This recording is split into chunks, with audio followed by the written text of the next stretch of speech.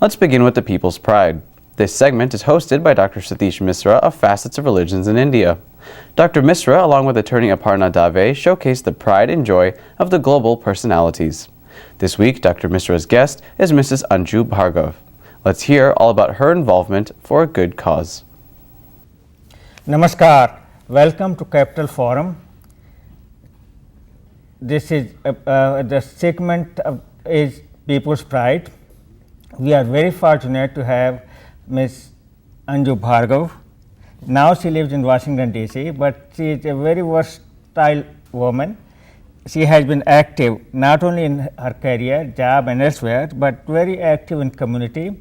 And it was a real pleasure for me to have met her and get to know her. And first thing I would like you to tell me is about her appointment by President of United States, Obama, in a capacity. What was that? Okay. I want you to explain to the audience. Sure. In April of 2009, I was appointed to President Obama's Advisory Council on Faith-Based and Neighborhood Partnership. My role, I was one of 25 people, which had 14 Christians, 3 Jewish, 2 Muslim, 5 secular, and me. The faith-based outreach had started with the administration in Clinton's time in '97, and during the Bush era, an office was established at the White House. And you might ask, why is the government interested in religion and being engaged with the religious community?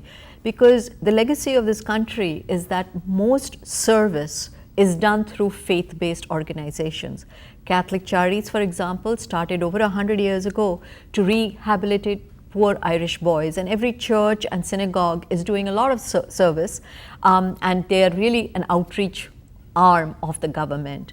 So this was the first time that they went beyond the Abrahamic tradition and included me, a person of Eastern tradition, a Hindu, and I tried to represent all the dharmic faiths to bring that voice to the forefront of the people post 1965 who have come to this country.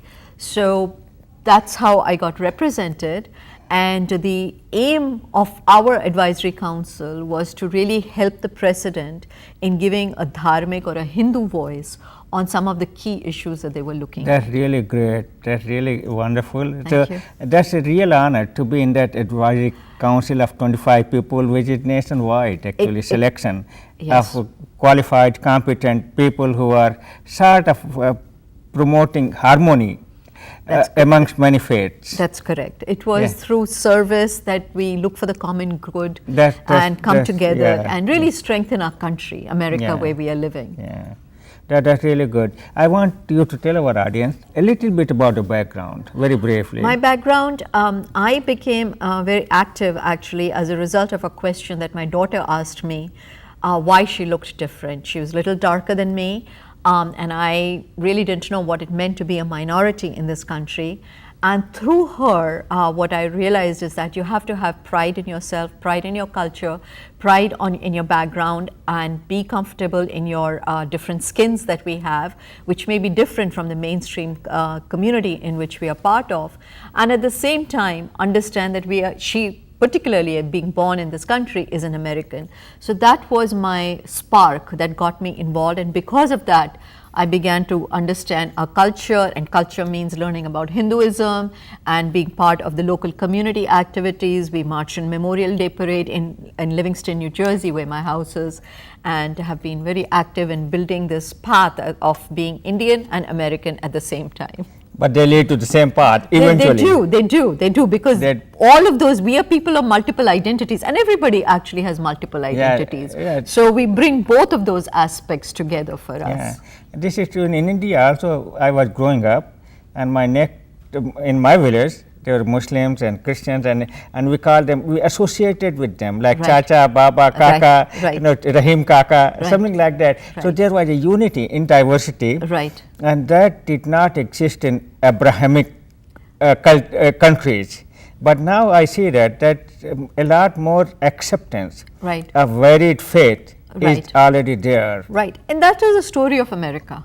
It started with Protestants coming. It was a Protestant country, then the Catholics came, then the Jewish came, and each group has had its own struggle. And we are where the country was over 50 years ago, when different faiths after World War I and World War II had come, and they were kind of coming together. And now we people of Eastern tradition are coming forward, and I think the country has also been dealing with integrating people of Islam, so that there is reduced Islamophobia, and then we have, how we are perceived, so that by working for the common good through SEVA specifically, we can all agree on certain aspects and create that harmony. Yeah, so SEVA appears to be very important component of any faith. Right. I have seen that prevalent in almost all faiths. Right. And why does it motivate you differently? Instead of it's my thing, just give something, and what happens when you get involved in SEVA type? Speaking as a Hindu, That's fine, yeah. So SEVA, as you rightly mentioned, is common for all human beings, of faith or no faith. There is that human desire to give, to serve somebody else, and in serving others, we are actually serving ourselves and strengthening ourselves. From a Hindu philosophical point of view, we are on the path of moksha, of self-realization.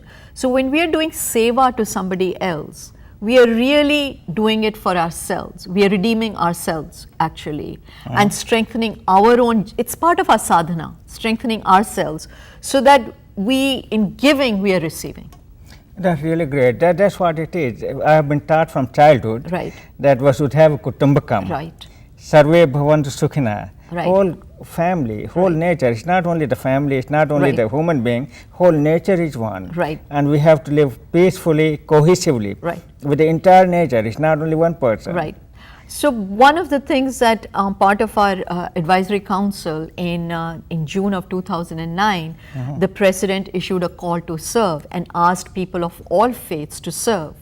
And so we formed an organization, Hindu American Seva Communities, HASC, to bring the united Hindu voice to the forefront on a public platform, because we are fragmented, our voice is not really heard, people don't really understand us. But seva is something that many people are doing.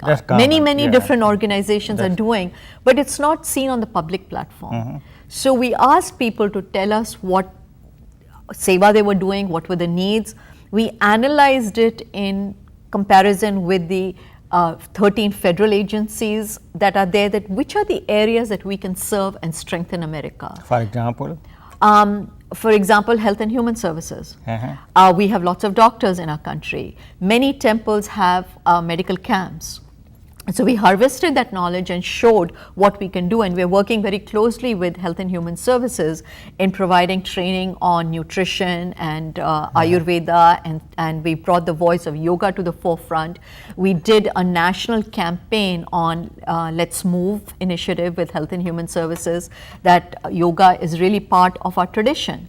And it's there. It's one of our best practices, which is universal. Yoga has become part of all the cultures. It's a universal language it's a spiritual, universal spiritual language, which, but we took the lead as Hindu American Seva Communities, promoted the President's Yoga Pela Challenge and asked people of all faiths to join in and communicate on the website. They actually wanted to see how many people are doing, how many people are actually moving, and asked people to record those activities on the government website.